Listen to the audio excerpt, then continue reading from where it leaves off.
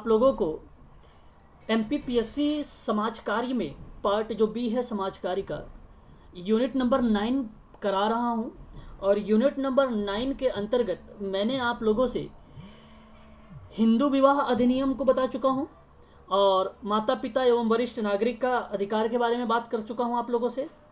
और प्लस में मैंने दिव्यांगजन अधिनियम के बारे में बात कर चुका हूँ और अनुसूचित जाति के बारे में। आज का जो टॉपिक है घरेलू हिंसा पर है मेरा। हाँ हेलो। हाँ, आज का जो मेरा टॉपिक है घरेलू हिंसा से महिलाओं के संरक्षण संबंध में अधिनियम है 2005 का, इसी पर चर्चा करेंगे हम लोग। तो देखिए स्टार्ट करते हैं। पहले मैं हर अधिनियम के बारे में थोड़ा थोड़ा सी बातें बता देता हूँ आप लोगों को कि जो कि इम्पोर्टेंट है एग्ज़ाम के पॉइंट ऑफ व्यू से। तो वो चीज़ भी मैं आप लोगों को यहाँ पर बताने चल रहा हूँ, तो इसलिए आप उसे नोट करते रहिए साथ ही साथ और समझते रहिएगा साथ साथ, जैसे मैंने आप लोगों को हर अधिनियम पर बताया है वो।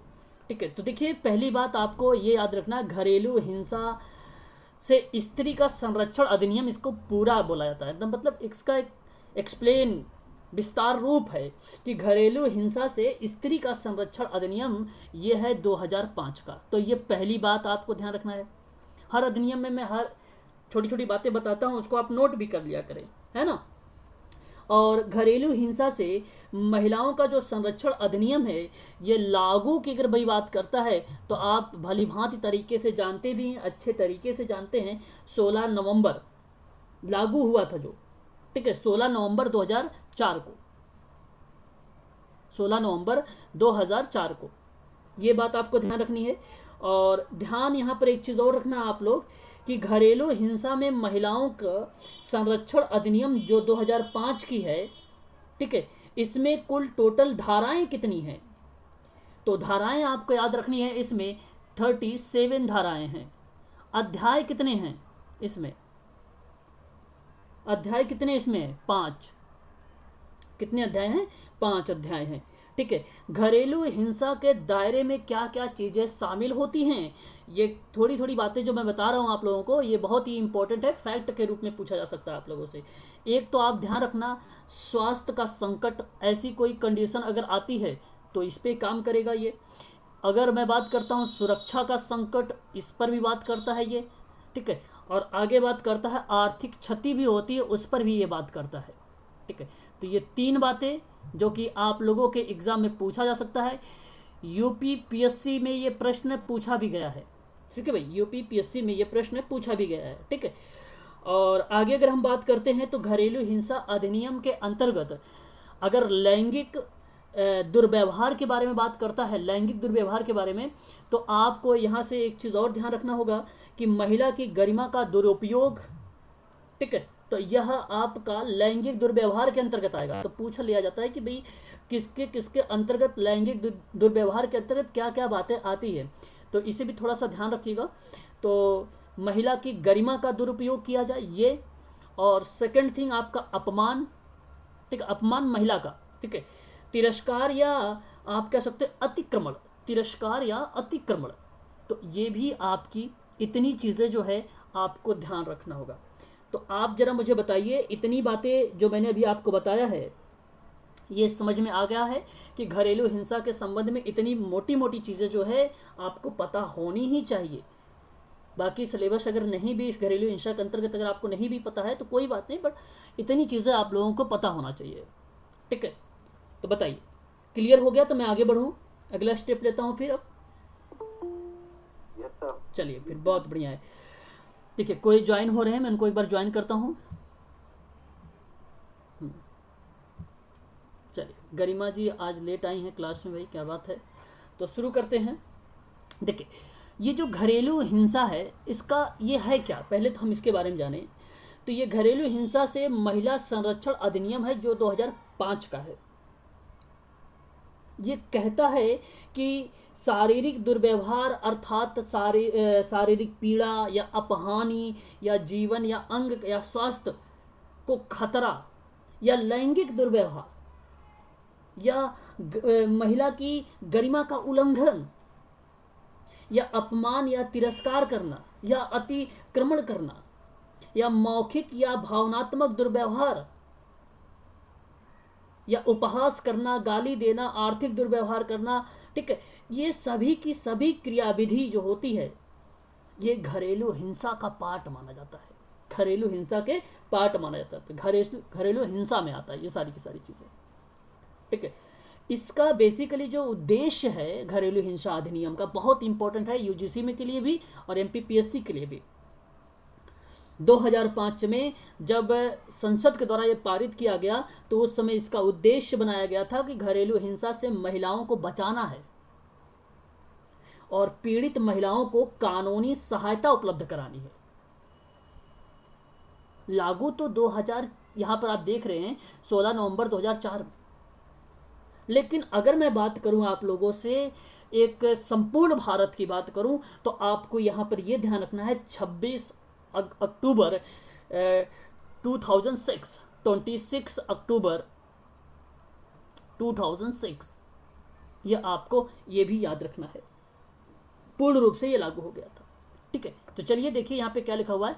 घरेलू हिंसा अर्थात कोई भी ऐसा कार्य जो किसी महिला या बच्चे, यहाँ पे 18 वर्ष से कम आयु के बालक एवं बालिका के स्वास्थ्य, सुरक्षा, जीवन के संकट, आर्थिक क्षति, देखो मैंने यही सारी बातें आप लोगों को अभी ऊपर बताया भी हूँ, है ना, और ऐसी क्षति जो असहनीय हो और जिससे महिला और बच्चे का दुख एवं अपमान रहना पड़े या सहना पड़े, इन सभी को घरेलू हिंसा के दायरे में हम इसे शामिल कर लेते हैं। हम किसे किसे घरेलू हिंसा के दायरे में रखते हैं, तो आपको तो ये बात अच्छे तरीके से पता हो गई होगी। अब बताइए जरा एक बार, घरेलू हिंसा की अगर मैंने बात कर लिया तो आपको ये भलीभांति तरीके से पता हो गई होगी कि स्वास्थ्य को अगर खतरा है, लैंगिक दुर्व्यवहार है, महिला की गरिमा का उल्लंघन किया जा रहा है, उसके भावनात्मक दुर्व्यवहार उसके साथ किए जा रहे हैं, उपहास उसका किया जा रहा है, गाली गलौज जैसे शब्दों का प्रयोग किया जा रहा है, आर्थिक दुर्व्यवहार की प्रयोग किया जा रहा है, तो ये सभी के सभी घरेलू हिंसा का ही पार्ट बन जाएगा। ठीक है, तो आप लोगों को ये जितनी बातें मैं बता रहा हूँ, एग्जाम में आप सबसे जब प्रश्न बनता है तो वो अभिकथन करके आता है और एक तरफ निष्कर्ष करके आता है, जैसा कि आप लोग डेली प्रश्न करते हैं सोशल वर्क में, आपको भलीभांति तरीके से पता है। तो ये बातें इतनी आप लोग ध्यान रखिएगा। आगे बढ़ते हैं इसी क्रम में अब हम लोग। ठीक है, चलिए, अभी तक कोई दिक्कत तो नहीं आ रही ना, समझ में आया सभी को? चलिए फिर तो ठीक है, अगर समझ में आ रहा तो आगे हम बात करते हैं। घरेलू हिंसा अधिनियम 2005 में कह रहा है कि यह अधिनियम का संक्षिप्त नाम और घरेलू हिंसा से महिलाओं के संरक्षण अधिनियम 2005 के भी नाम से इसको जाना जाता है। अच्छा, जैसा कि मैंने आप सबको पहले ही बता रखा, अगर कभी कभी इसका ना पूछ लेता है फुल फॉर्म पूछने के लिए कि भाई फुल फॉर्म इसका नाम बताइए, इन शॉर्ट नाम दे देता है इसका। जैसे मैं कहूँ PW, ठीक है, DVA करके ऐसे नाम दे देगा। अब आप लोग ये ना समझेगा PWD कि भाई पर्सन विथ डिसेबिलिटी एक्ट वाला कहीं बात कर रहा है, ऐसा कुछ नहीं सोचना है आपको। ये protection of women from domestic violence act है 2005, इसी का नाम है, इसी का नाम है घरेलू हिंसा का, ये पूरा नाम है इसका। ठीक है, तो एक चीज, और यही पूरा नाम के बारे में जो जिक्र करता है संक्षिप्त नाम और घरेलू हिंसा के महिलाओं के संरक्षण के लेकर, ये आपका अध्याय नंबर 1 में, कौन सा अध्याय है? अध्याय नंबर 1 है, आप इसे भी ध्यान रखेंगे। ठीक है, अच्छा, जब पहले भारत में जब घरेलू हिंसा कानून है तो पहले ऐसा था नहीं, ये तो भाई 2005 में आया, तो उसकी जगह ये किसकी जगह लिया है? किसी को पता है? कोई बता सकता है मुझे ये किसकी जगह लिया है? पहले, इससे पहले भी तो कोई अधिनियम रहा होगा, फिर तो किसी को पता है? देखो, पहले इसके बारे में मैं बता दूं आप लोगों को, ये जब शुरुआती में था तो आपने एक नाम सुना होगा, कानून दहेज प्रतिषेध अधिनियम का नाम, जिसने दहेज देने और प्राप्त करने का कार्य का अपराध बताया गया था उसमें। वही 1961 के जो कानून था उसी में ये सारी चीजें क्रियाविधि आ रही थी। अब कानून घरेलू हिंसा में महिलाओं का संरक्षण अधिनियम, इसको बाद में बनाया गया 2005 में, और इस अधिनियम में घरेलू हिंसा को वयस्क के द्वारा, जो वयस्क हुआ करते थे, एडल्ट, रिश्ते में दुरुपयोग की गई शक्ति जो दूसरे महिला को नियंत्रित करने को लेकर उसको वर्णन करने की जो जिक्र होती है वो घरेलू हिंसा अधिनियम 2005 में होता है। यह हिंसा शारीरिक हमला हो सकता है, मनोवैज्ञानिक शोषण हो सकता है, सामाजिक शोषण हो सकता है, वित्तीय शोषण हो सकता है, यौन हमला हो सकता है। इन सभी चीज़ों के बारे में घरेलू हिंसा के अधिनियम में परिभाषित किया गया है भली भांति तरीके से। अभी आप लोगों को ये पीडीएफ भी मिल चुकी होगी, आप लोगों ने देखा भी होगा, और कुछ और भी मेरे पास पीडीएफ है, अभी मैं उसको भी सेंड कर दूंगा, आप उसे भी देख लेना। अब देखिए यहाँ पर दूसरी पॉइंट है, यह जम्मू कश्मीर को छोड़कर पूरे देश में लागू है। ये बात आपको भली भांति तरीके से पता है कि जिक्र तो भाई 2004 से हुआ, आया 2005 में अधिनियमित हुआ, 2006 में क्या हो गया, पूर्ण रूप से लागू हो गया। और एक बात कह रहा जम्मू कश्मीर को छोड़ के, अगर अब प्रश्न बनेगा तो आप क्या कहेंगे कि जम्मू कश्मीर को छोड़कर अभी भी बोलेंगे आप लोग, कहेंगे ये स्टेटमेंट सही मान लेंगे? अगर ऑप्शन में, हाँ, अब अगर आपको आता है ऑप्शन में कि जम्मू कश्मीर को छोड़कर देश को, तो आप ये समझ जाना कि अब तो जम्मू कश्मीर में ये तो लागू हो चुका है ना, जम्मू कश्मीर में अभी ये लागू हो चुका है। ठीक है, तो इसे आप ध्यान रखिएगा। आगे अगर हम नेक्स्ट पॉइंट की बात करें तो इस कानून में कहा गया है कि निहित सभी प्रावधानों में पूर्ण लाभ प्राप्त करने के लिए यह समझना जरूरी है कि पीड़ित कौन होता है। यदि आप एक महिला हैं और रिश्तेदारों में कोई व्यक्ति आपके प्रति दुर्व्यवहार करता है तो आप इस अधिनियम के तहत पीड़ित हैं फिर। ठीक है, तो अगर हम इसमें ज़्यादा डीप में जाने नहीं चाहते हैं, लेकिन आपको मैं बता दूं, यहाँ पर अगर मान लीजिए पति भी पत्नी के साथ, ठीक है, कोई भी क्रियाविधि करते हैं तो उस दौरान अगर मान लीजिए कि अगर महिला राजी नहीं है भाई, तो आप कहेंगे कि ये वो जो कानून होगा, वो जो व्यवहार होगा, वो आ जाएगा आपका लैंगिक दुर्व्यवहार के अंतर्गत, और ये विरुद्ध में होगा, घरेलू हिंसा के विरुद्ध में होगा वो। तो महिलाओं के खिलाफ घरेलू हिंसा में सदियों पुरानी घटना है, आप जानते हैं भली भांति तरीके से। महिलाओं को हमेशा कमजोर और शोषित होने की स्थिति ही मानी गई है। हिंसा लंबे समय से महिलाओं के साथ होता हो रहा है और पहले इसको स्वीकार भी किया जाता था। अब जब से ये घरेलू हिंसा अधिनियम 2005 जब आया है, इस अधिनियम की बात अगर मैं करूं तो महिलाओं की सुरक्षा मिली है इसमें। घरेलू रिश्तों में भी महिलाओं को हिंसा से बचने के उद्देश्य से इस अधिनियम को संसद द्वारा पारित कर दिया गया।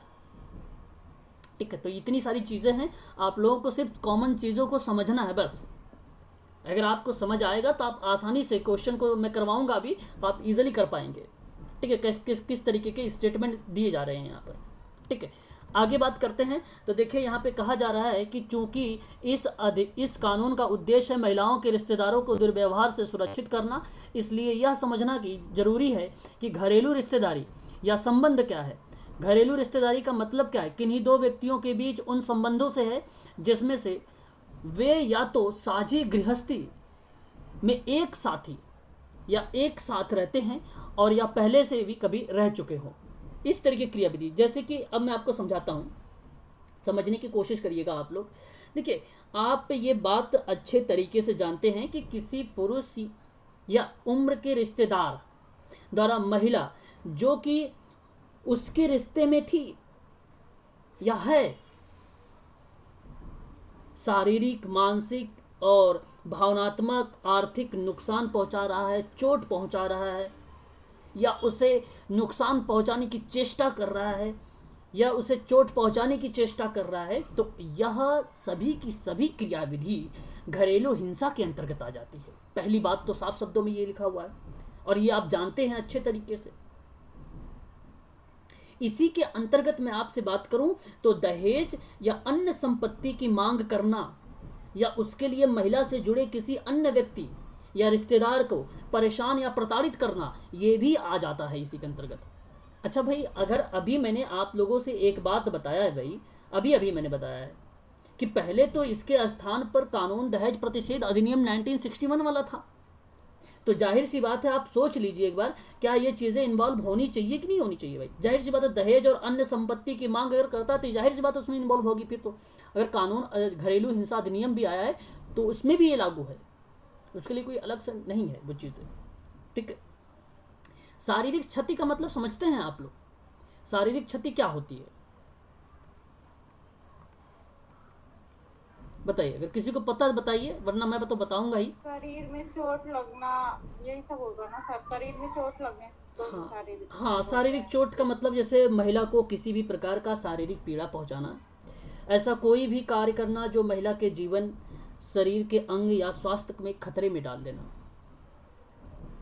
और ऐसी आशंका पैदा कर देता है, यह एक प्रकार का शारीरिक क्षति के अंतर्गत ही हम इसको रख लेते हैं घरेलू हिंसा में। तो ऐसा कोई भी व्यवहार जो महिला के स्वास्थ्य एवं विकास को रोकता हो, स्वास्थ्य और विकास को रोकता हो, वह एक प्रकार का आपका हो जाता है शारीरिक क्षति में। समझिएगा अच्छे से, क्योंकि अभिकथन और निष्कर्ष में बड़े कंफ्यूज होते हैं आप लोग जब मैं क्वेश्चन करता हूँ, और यहीं से मैं सारी चीज़ें पूछता हूँ, यही सारी चीज़ें बताता हूँ आप लोगों से। इसके अंतर्गत हमला या शारीरिक बल या आपराधिक इस्तेमाल करना जो होता है, जो शामिल होता है, वो आपका शारीरिक क्षति में ही शामिल होता है। अब अगर आपसे प्रश्न पूछे कि महिला के स्वास्थ्य या विकास को रोकता है, तो क्या ये शारीरिक क्षति होगी?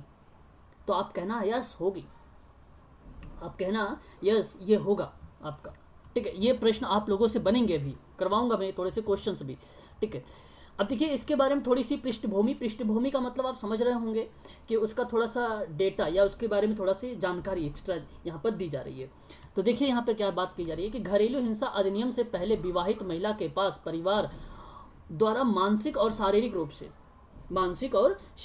से, तो अब जरूरी ये भी नहीं है कि आप केवल मानसिक और शारीरिक रूप से ही प्रताड़ित करें, तो अब यहाँ पे लैंगिक क्षति नहीं आएगा, तो नहीं, लैंगिक क्षति भी हो जाएगी इसके अंतर्गत। यौन शोषण या मौखिक या भावनात्मक रूप से अगर आप शोषण करेंगे, वो भी इसमें इन्वॉल्व है। इसमें मानसिक शारीरिक के साथ साथ आपका मौखिक और भावनात्मक रूप भी, इसमें शोषण अगर हो रहा है तो वो भी शामिल है इसमें। आर्थिक रूप से अगर क्षति पहुंचाया जा रहा है, वो भी शामिल है इसमें। घरेलू सामान को बेचना, अब देखो आप सोच रहे होंगे सर घरेलू सामान को बेचना ये कैसे हो सकता है घरेलू? देखो मैं बताता हूँ, संपत्ति, मूल्यवान वस्तु हो या शेयर हो, या आपसे मैं कहूँ ऐसी संपत्ति जिन पर महिला का पूर्ण या आंशिक अधिकार है, और फिर जिनसे महिला का हित सुरक्षित होता है, और महिला के गैर मौजूदगी में आपने उसकी बिना सहमति से आपने जमीन को बेच दिया। अच्छा, आप लोगों ने सुना होगा आपत्ति लगाना, जब कोई जमीन वगैरह बिक जाती है किसी परिवार की, तो उसमें आपने कोर्ट में सुना होगा कि भाई आपत्ति लगा देते हैं लोग। आपत्ति जानते हैं कैसे लगाते हैं? आप सोचिए जरा एक बार, आप यही चीज़ दिखा देते हैं वहाँ पर कि भाई उनकी गैर मौजूदगी में, मान लीजिए एक भाई का सिग्नेचर नहीं लिया तो आपत्ति लगा दिया, और अगर मान लीजिए उसका पति ने बेच दिया, पत्नी नहीं थी, तो जाहिर सी बात है भाई, तो जमीन नहीं बेच सकते हो आप। तो उस पत्नी ने, अगर महिला ने आपत्ति लगाया, तो जाहिर सी बात है जमीन उसे वापस मिलेगी 110%। 110% बता रहा हूँ कि उससे जमीन मिलेगी अगर महिला आपत्ति लगाती है। अच्छा, जमीन का ही बात नहीं, चाहे कोई भी चीज़ ले लो, ठीक है, बहुत सारे इसके एग्जाम्पल है। ठीक है, तो आप ये भी समझ सकते हो कि घरेलू सामान को भी बेचना इसी के पार्ट माना जाएगा, क्योंकि उसका तो रक्षा हो रही थी ना उस जमीन से। ठीक है, वो फिर रहेगी कहाँ महिला, है कि नहीं? तो ये भी आपका घरेलू हिंसा में। एक शब्द आता है, आपको बता दूं मैं, प्रत्यार्थी। प्रत्यार्थी का मतलब जानते हैं क्या आप लोग? इसी का पार्ट है, थोड़ा सा आप लोग इसे समझिए, ये एग्जाम में पूछा जाता है। प्रत्यार्थी क्या होता है? रेस्पोंडेड होता है। रेस्पोंडेड का मतलब समझ रहे हैं आप लोग? कोई मुझे बता दे रेस्पोंडेड क्या होता है? पॉइंट टू पॉइंट जिक्र कर रहा हूं आप लोगों से, जो कि एग्जाम में जहां से प्रश्न आने वाले हैं, जहां से पूछे जाते हैं, वहीं से बात कर रहा हूं मैं आप लोगों से। रेस्पोंडेंट का मतलब होता है ऐसे पुरुष या व्यक्ति से जो महिला की घरेलू नातेदारी से हो, ठीक है भाई, या उसमें उसके साथ रह रहा हो, जिसके खिलाफ महिला ने इस कानून के अंतर्गत राहत की मांग की हो, उससे हम बोलते हैं प्रत्यार्थी, रेस्पोंडेड बोलते हैं उसको। ठीक है, तो ये भी आपको थोड़ा सा ध्यान रखना। चलिए मैं इधर आ जाता हूँ टॉपिक पे। तो जब मुझे कोई थोड़ी सी चीज़ें यहाँ पे मिल जाती है, मैं थोड़ा बता देता हूँ आप लोगों को, उसको नोट कर लिया करें, इंपॉर्टेंट चीज़ें होती है। तो मानसिक और शारीरिक रूप से प्रताड़ित किए जाने की दशा में भारतीय दंड संहिता की धारा 498 का ए के तहत शिकायत करने का प्रावधान है। तो अब आप बताइए जरा, अगर उसे मानसिक रूप से, चलो अच्छा ठीक है, घरेलू सामान को रोक बेचना, ठीक है, अगर मैं आपसे कहूं कि भावनात्मक रूप से शोषण, शारीरिक क्षति मानसिक क्षति से महिला को अगर प्रताड़ित की जा रही है तो भारतीय दंड संहिता के तहत किस धारा में वह शिकायत कर सकती है, किस धारा के तहत वो शिकायत कर सकती है। ऑप्शन में आपको होगा 948 और आपका होगा 498 का ए और 498 होगा और 376 भी हो सकता है आपको। तो आप लोग जवाब देंगे ऑप्शन नंबर यही करेक्ट जवाब होगा आपका 498 का ए, या का भी आप इसे कह सकते हैं, बात दोनों एक है।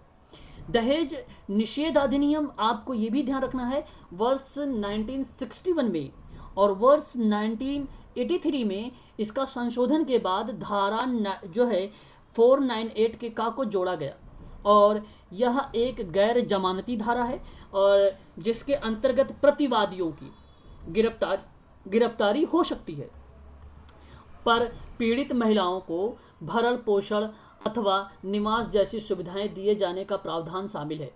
जबकि घरेलू हिंसा कानून के अंतर्गत प्रतिवादियों की गिरफ्तारी नहीं होती है, लेकिन इसके अंतर्गत पीड़ित महिला को भरण पोषण, निवास एवं बच्चों के अस्थायी संरक्षण की सुविधा भी उसको प्रोवाइड करता है या प्रावधान देता है।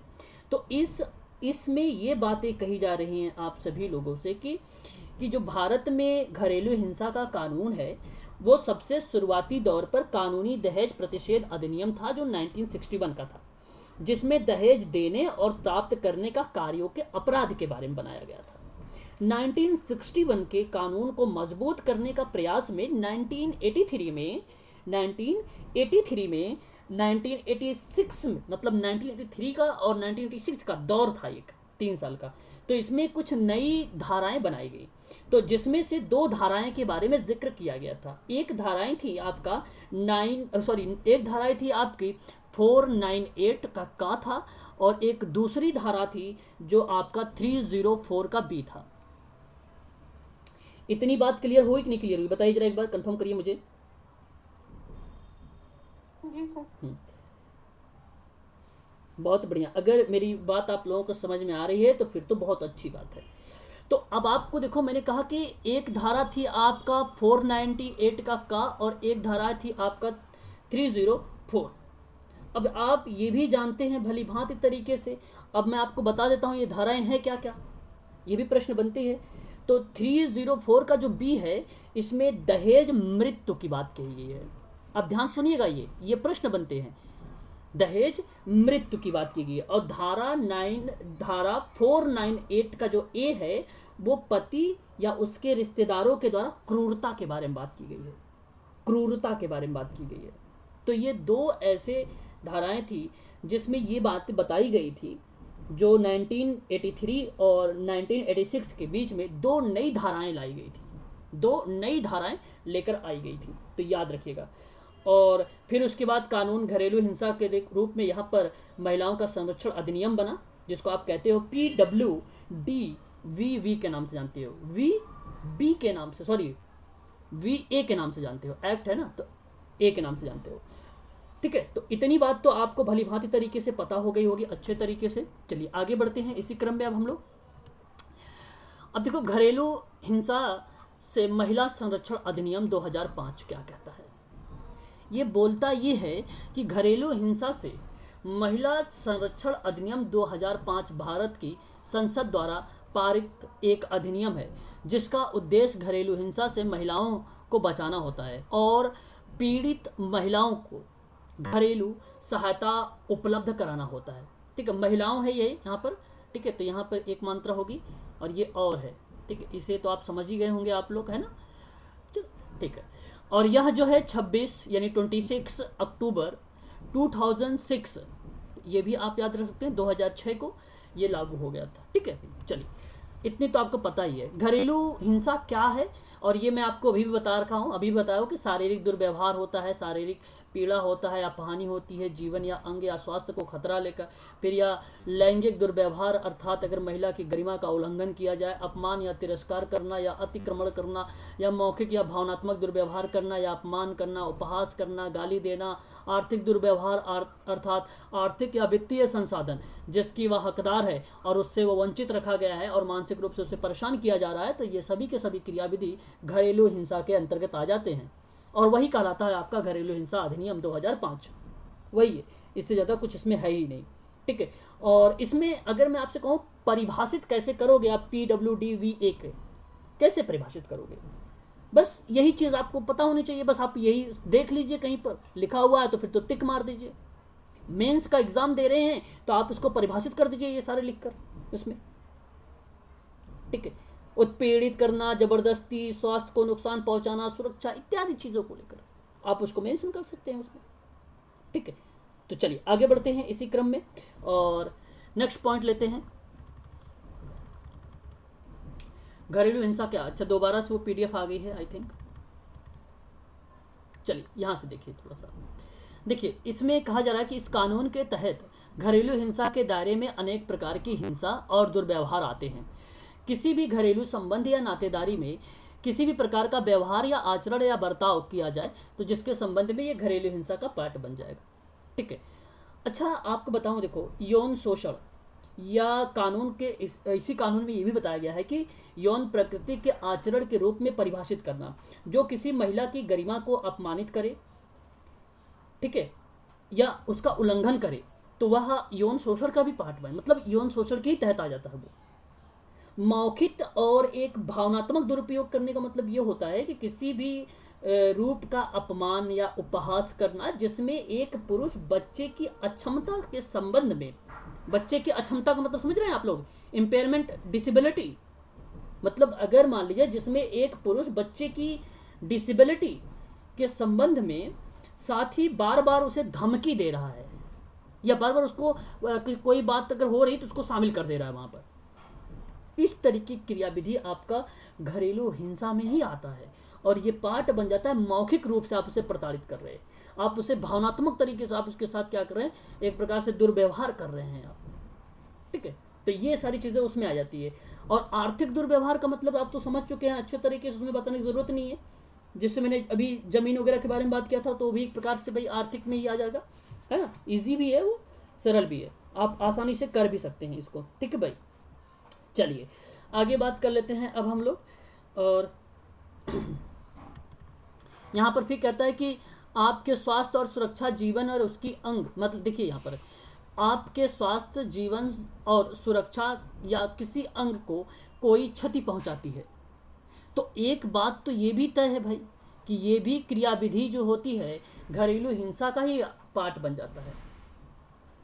ये तो आपको आसानी से पता है भाई कि शारीरिक क्षति हो रही है और यही मानसिक शारीरिक क्षति की हानि होना या घरेलू हिंसा का पार्ट बन जाता है। बात वही बार बार आ रही, रिपीट हो रहा है, अलग अलग शब्दों में बस मेंशन किया गया है, बस बात यही है इसमें, ठीक है। शारीरिक दुर्व्यवहार जैसे मारपीट करना, थप्पड़ मारना, दांत काटना, ठोकर मारना, लात मारना, ये सभी के सभी शारीरिक दुरुपयोग में आ जाते हैं।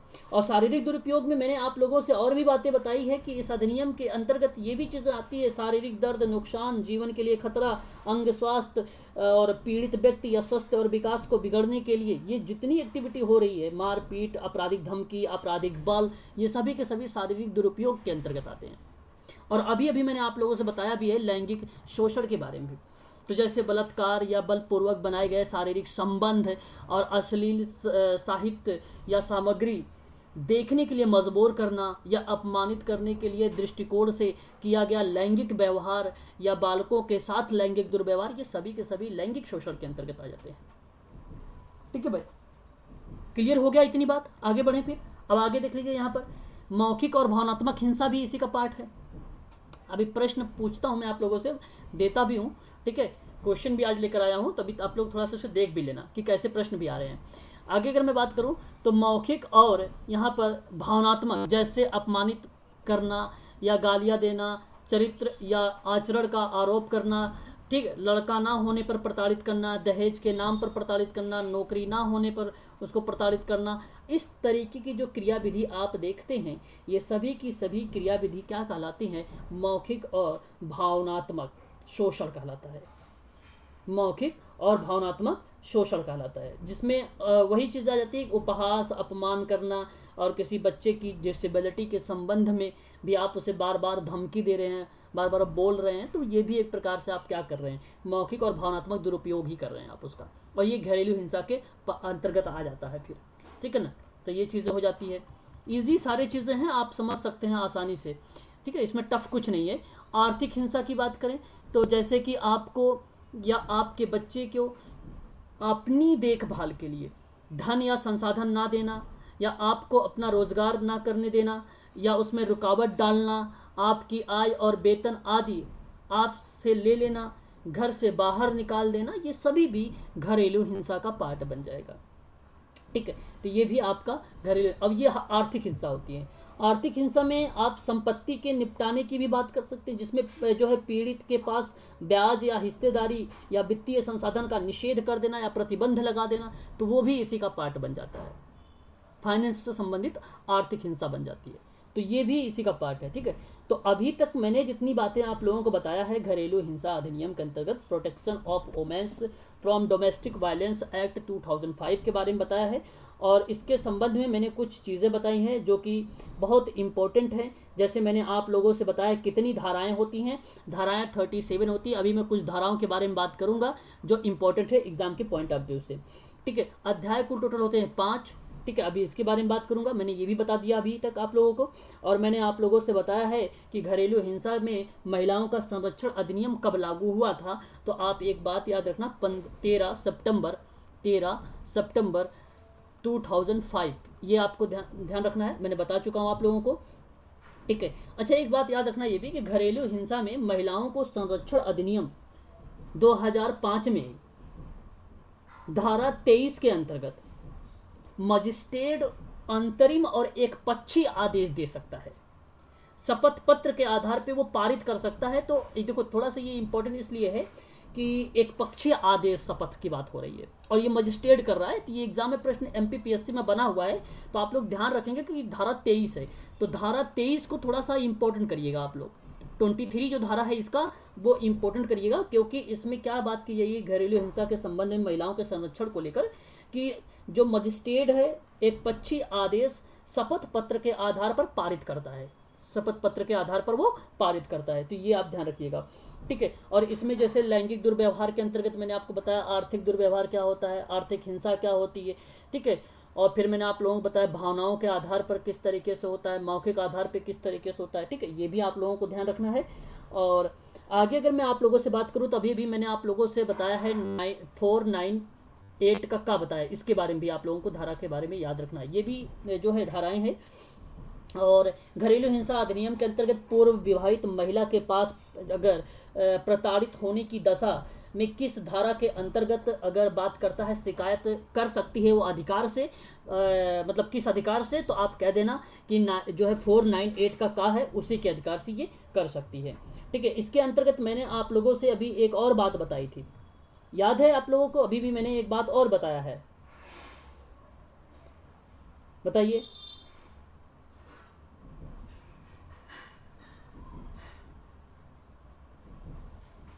अबे भाई अभी तो बताया 304। हाँ क्या बताया 304, क्या बताया? दहेज में, शाबाश, वेरी गुड वेरी गुड, दहेज मृत्यु, शाबाश। तो दहेज मृत्यु जो हो जाएगा ये आपका इससे हो जाएगा, तो ये भी आपको ध्यान रखना होगा। ठीक है भाई, तो ये भी इंपॉर्टेंट है एग्जाम के पॉइंट ऑफ व्यू से, सारी की सारी इंपॉर्टेंट पॉइंट है। ये चीज़ें मैंने आपको बता चुका हूँ आप लोगों को, वही चीज़ें रिपीट कर रहा हूँ कि क्या क्या मैंने बता चुका हूँ आप लोगों को, क्या क्या चीज़ें याद करवा दिया हूँ। घरेलू हिंसा अधिनियम 2005 का प्रभाव में लाया गया, तो 26 अक्टूबर 2006 कहेंगे। प्रभाव में कब लाया गया? 26 अक्टूबर 2006 को, ये आप कहेंगे। ठीक है, अच्छा एक बात ध्यान से सुनिए मेरा थोड़ा सा, जो घरेलू हिंसा के संबंध में ही थोड़ा सा है वो, और वो है सम्मेलन में स्त्रियों के मानव अधिकारों को लेकर। जब कभी भी आपसे कहे कि भाई बताइए, एक बार क्या हुआ था वियना में, वियना एक नाम है देश का, आप जानते होंगे अच्छे तरीके से, वियना एक देश का नाम है। और वियना में क्या हुआ था कि वहाँ पर स्त्रियों उस सम्मेलन में स्त्रियों के मानव अधिकार से संबंधित मुद्दों पर सभी देशों के संबंध में कानून के निर्माण के लिए कंपलसरी पर बल दे दिया। तो वियना एक ऐसा सम्मेलन हुआ जहाँ पर ये बात कही गई थी कि भाई सभी देशों से संबंधित कानून के निर्माण के लिए अनिवार्य कर दिया जाए इस कानून को, मतलब हर एक देश में होना चाहिए ये कानून। तो वियना आप इसे भी ध्यान रखेंगे। ठीक है भाई, इंपॉर्टेंट चीज़ें हैं, इसे भी आप ध्यान रखेंगे। ठीक है भाई, और आगे बात करते हैं। घरेलू हिंसा अधिनियम के मामले में कुल कितने माह में निस्तारण का प्रावधान दिया गया? निस्तारण का मतलब समझ रहे हैं आप लोग? निस्तारण का, निस्तारण। हाँ, तो जो प्रावधान है कितने महीने के लिए है, वो 2 माह के लिए है। कितने माह के लिए, 2 माह के लिए है, ठीक है भाई, याद रखिएगा ये भी, ठीक है। तो घरेलू हिंसा में ये चीज़ें थी, आप लोग इसे ध्यान रखिए। और जुर्माना अगर बात किया जाए, जैसे अगर मान लीजिए जो संशोधन अधिनियम आया है, उस अधिनियम के तहत जब बताया गया है तो ये कहा गया है कि वर्तमान में जो सज़ा होगी उस व्यक्ति को, वो होगी 1 साल की सज़ा होगी और 20,000 की जुर्माना होगी, ठीक है। ये एग्जाम में नहीं पूछेगा कितने साल का सज़ा है, कितना जुर्माना है, ये नहीं आएगा, परंतु आप लोग ध्यान रखिए बेसिक जानकारी के लिए, है ना, आप लोग बेसिक जानकारी के लिए इसे याद ही रखें, ठीक है। चलिए आगे हम बात कर लेते हैं अब नेक्स्ट पॉइंट। तो इतनी चीज़ें मैंने आप लोगों को बता दिया है, आप लोग इसे ध्यान में रखिएगा, जो कि एग्जाम के पॉइंट ऑफ व्यू से बहुत इंपॉर्टेंट है। व्यथित व्यक्ति के अधिकार, चलिए तो जरा आप देखिए यहाँ पर व्यथित व्यक्ति के अधिकार के बारे में क्या बात की जा रही है कि इस अधिनियम को लागू करने की जिम्मेदारी जिन अधिकारियों पर है, उनके इस कानून के तहत कुछ कर्तव्य हैं, जैसे कि जब किसी पुलिस अधिकारी, संरक्षण अधिकारी, सेवा प्रदाता, मजिस्ट्रेट को घरेलू हिंसा की घटना के बारे में पता चलता है तो उन्हें पीड़ित को निम्न अधिकारों के बारे में सूचित करना पड़ेगा।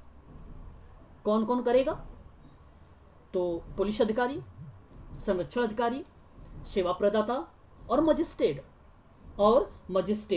अच्छा, मजिस्ट्रेट से संबंध में मैंने आप लोगों को अभी अभी एक बात भी बताया है, क्या याद है आप लोगों को?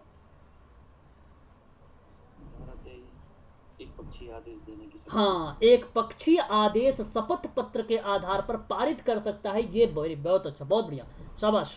ऐसे आप लोग थोड़ा सा ध्यान रखें। तो मुझे जहाँ जो चीज़ें याद आ जाती है, अगर मैं बताया रहता हूँ तो मैं उससे पूछ लेता हूँ, तो इसलिए अगर आप नोट करके रखेंगे तो आप उसे देख कर भी बोल सकते हैं, तो उससे आपके माइंड में रिकॉल हो जाएगा वो चीज़ें, है ना। तो नोट करना तो बहुत ज़्यादा ज़रूरी है, ठीक है। चलिए आगे बात करते हैं। देखिए क्या क्या बात की है।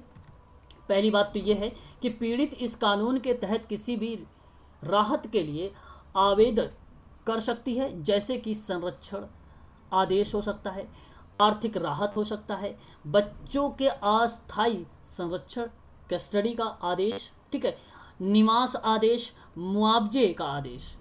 ये सभी के सभी जो आदेश होंगे, ये पुलिस भी, मजिस्ट्रेट भी, आप देख रहे हैं यहाँ पर सूचित कर रहे हैं, और सेवा प्रदाता भी और संरक्षण अधिकारी भी, ठीक है। ये सभी के सभी लोग कर सकते हैं, इनका कर्तव्य है ये सब करना। आगे बात करता हूं, तो पीड़ित अधिकारियों के सेवा प्रदाताओं की सहायता ले सकती है, पीड़ित संरक्षक अधिकारी से संपर्क कर सकती है, पीड़ित निःशुल्क कानून सहायता की मांग कर सकती है, पीड़ित भारतीय दंड संहिता आईपीसी के तहत क्रिमिनल याचिका भी दाखिल कर सकती है। इसके तहत प्रतिवादी को 3 साल का जेल भी हो सकता है। देखो अब यहाँ पर ध्यान से मेरी बात को समझिए, मैंने अभी भी आप लोगों से बोला भी है कि 1 साल का, तो आप खासकर आप ये ध्यान रखें कि मैं बात कर क्या रहा हूँ, किस चीज़ के बारे में बोल रहा हूँ, ठीक है। मैंने कहा घरेलू हिंसा अधिनियम 2005 में जो संशोधन नियम था, उसके तहत वर्तमान में जो चीज़ें की गई हैं उससे बताया गया है 1 साल और 20,000 का जुर्माना बताया गया है। घरेलू हिंसा के नियम के अकॉर्डिंग बात कर रहा हूँ। क्रिमिनल याचिका में दाखिल कर सकती है, और यहाँ पर आईपीसी जो कह रही है कि 3 साल को जेल हो सकती है, और इसी के तहत जो है पीड़ित को गंभीर अगर शोषण सिद्ध हो गया भाई, तो ऐसी कंडीशन पर जेल भी होगी उसको, और उसको जुर्माना भी देना पड़ेगा। ऐसी चीजें होगी। किससे संपर्क करें? तो पीड़ित के रूप में अगर आप इस कानून के तहत संरक्षण अधिकारी, सेवा प्रदाता से संपर्क कर सकती हैं। पीड़ित के लिए संरक्षण अधिकारी संपर्क का पहला बिंदु होता है, और संरक्षण अधिकारी मजिस्ट्रेट के समक्ष कार्यवाही शुरू करने और एक सुरक्षित आश्रय और चिकित्सा सहायता उपलब्ध कराने में मदद कर सकते हैं। प्रत्येक सरकार अपने राज्य में संरक्षण अधिकारी नियुक्त करती हैं। सेवा प्रदाता एक ऐसा संगठन है जो महिलाओं की सहायता करने के लिए काम करता है और इस कानून के तहत पंजीकृत है। पीड़ित सेवा प्रदाता जिसके शिकायत दर्ज करने अथवा चिकित्सा सहायता प्राप्त कराने अथवा रहने के लिए एक सुरक्षित स्थान प्राप्त करने के हेतु संपर्क भी कर सकती है, ठीक है। तो मेरा कहने का मतलब ये हुआ एक प्रकार से कि यहाँ पर जितनी भी सुविधाएं होंगी वो मजिस्ट्रेट करेगा, फिर सुविधाएं उसको प्रोवाइड करेगा मजिस्ट्रेट, ठीक है। और वो हक है उस महिला का, ठीक है, ये हक है उसका, ठीक है। कुल सारी चीज़ें मिला जुला कर यही कहने की बात की जा रही है इसके तहत अगर मैं बात करूं आपसे, तो पीड़ित महिलाओं को शिकायत की सुनवाई, समिति की अध्यक्ष की महिला होनी चाहिए एक, और समिति के अन्य सदस्य के एक साथ में एससी एसटी से जुड़ी महिलाओं का भी होना अत्यंत आवश्यक है, अनिवार्य है, ताकि वो सुने सारी बातों को, समझ सके, है ना। इसीलिए अगर जब आप फील्ड वर्क या ग्रुप वर्क कर रहे थे उस दौरान, मुझे तो भाई ग्रुप वर्क के दौरान, MSW के ग्रुप वर्क के दौरान भाई उसमें मेंशन किया गया था कि एक मेल भी होगा उसमें और फीमेल भी होगा उस ग्रुप में, ठीक है, ताकि कुछ डेटा जो होती हैं महिलाएं हमें मेल को नहीं देती हैं, वो कुछ डेटा होती हैं महिलाएं वो फीमेल को ही देती हैं।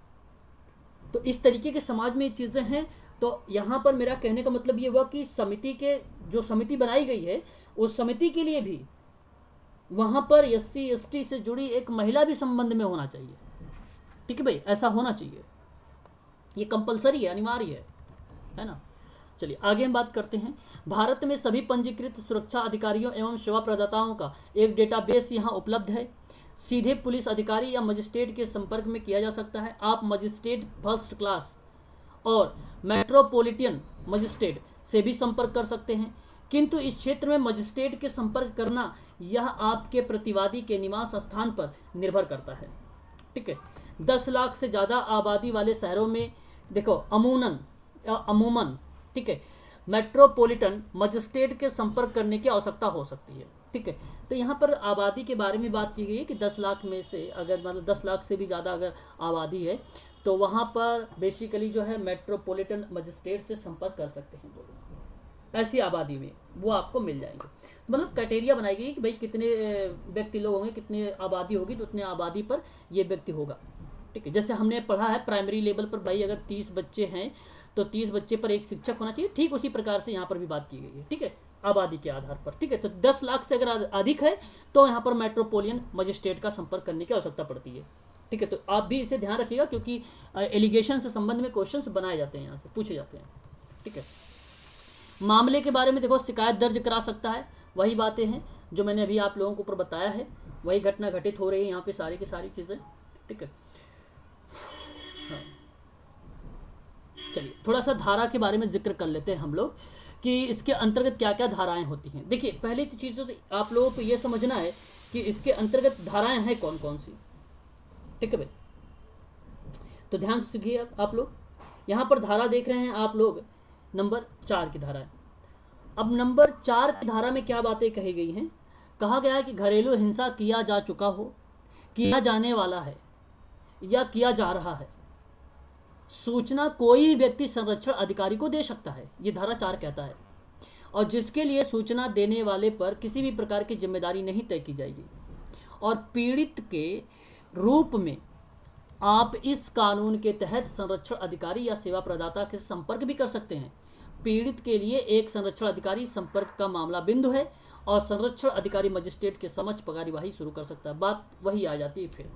तो आप ये धारा 4 में क्या देख रहे हैं, धारा 4 में आपने ये देखा कि अगर मान लीजिए कोई उसके ऊपर किसी महिला के ऊपर कोई विपत्ति आती है, उसके साथ कोई भी घरेलू हिंसा का कार्य होता है, तो वो सबसे पहले कोई भी व्यक्ति जो होता है वो क्या कर सकता है, मजिस्ट्रेट को सूचित कर सकता है, ये उसकी जिम्मेदारी। तो ये चीज़ें आपको ध्यान रखना है। ये धारा नंबर 4 की बातें कही जा रही है, यहाँ पे जिक्र बोला जा रहा है इसमें धारा। अगर मैं आपसे बोलूँ इस अधिनियम में सती प्रथा, बाल विवाह, हिंदू वशीयत अधिनियम, विदेश विवाह अधिनियम के माध्यम से विधिक सुरक्षा भी प्रदान करता है और महिलाओं को सशक्तिकरण के क्षेत्र में गंभीर प्रयास कर रहा है ये धारा नंबर 4, ठीक है भाई, धारा नंबर 4। तो ये धारा नंबर 4 आपको ध्यान रखना होगा। आगे हम बात करते हैं और नेक्स्ट धारा लेते हैं और यहाँ पर देखिए धारा नंबर 5 के बारे में। धारा 5 क्या कहता है, यदि घरेलू हिंसा में कोई सूचना किसी पुलिस या अधिकारी, संरक्षक अधिकारी या मजिस्ट्रेट को दी जाती है तो पीड़िता को जानकारी देनी होगी कि भाई उसे संरक्षक आदेश पाने का है, सेवा प्रदाता की सेवा उपलब्धता, संरक्षण अधिकारी की सेवा की उपलब्धता, मुक्त, देखो ये सारी की सारी चीज़ें उसको उपलब्ध हैं। धारा नंबर 5 में क्या क्या उपलब्ध है देख लीजिए आप।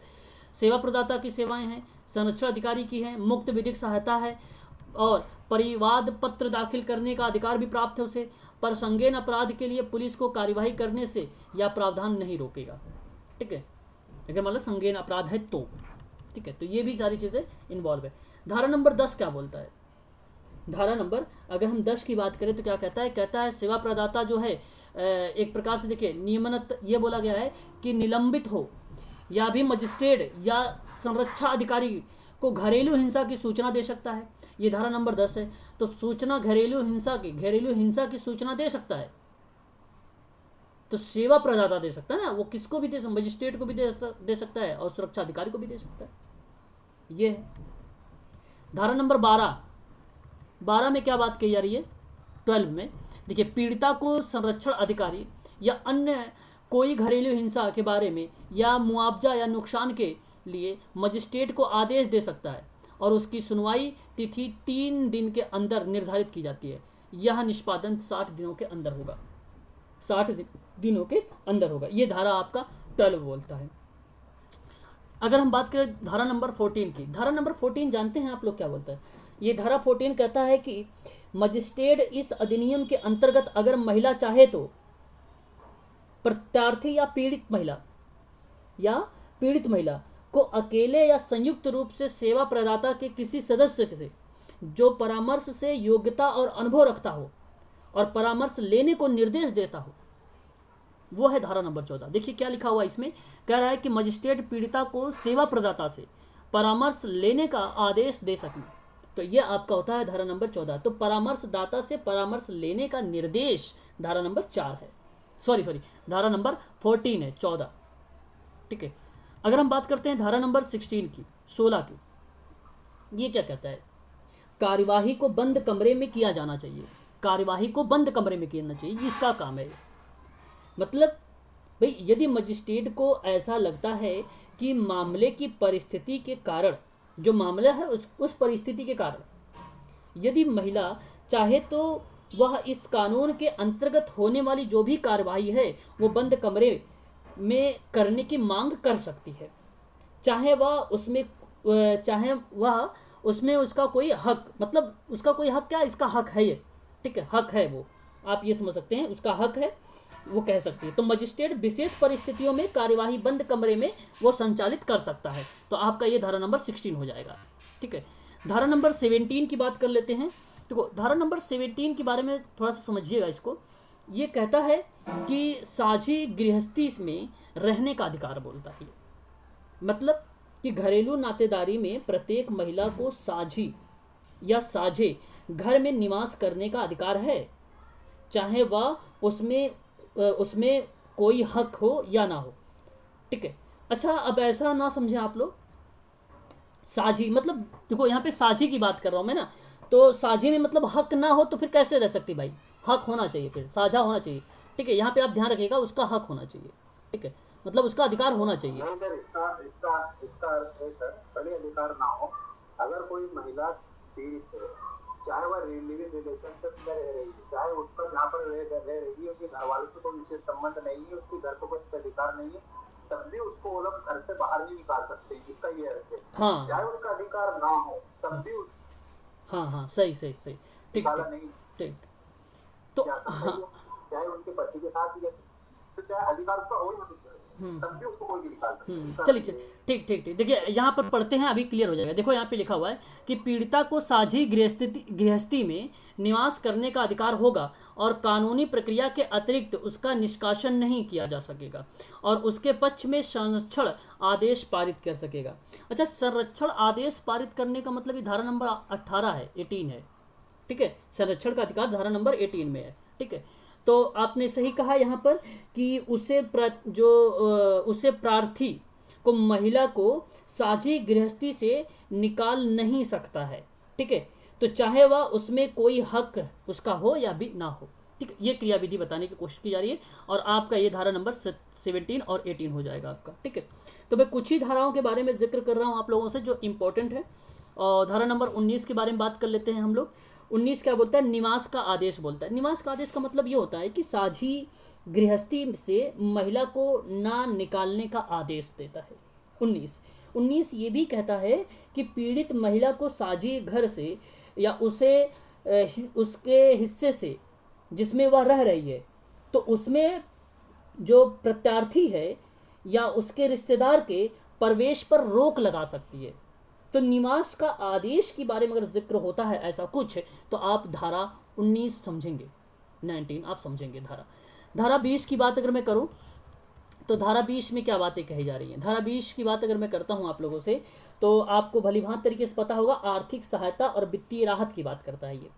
और महिला इसमें क्या होती है, पीड़ित या उसके बच्चों की जरूरत जो है उसकी ज़रूरतों के अनुसार व्यय का मतलब एक्सपेंडेड या खर्च या नुकसान की पूर्ति के लिए आर्थिक सहायता और वित्तीय राहत देने का आदेश जो है मजिस्ट्रेट दे सकता है।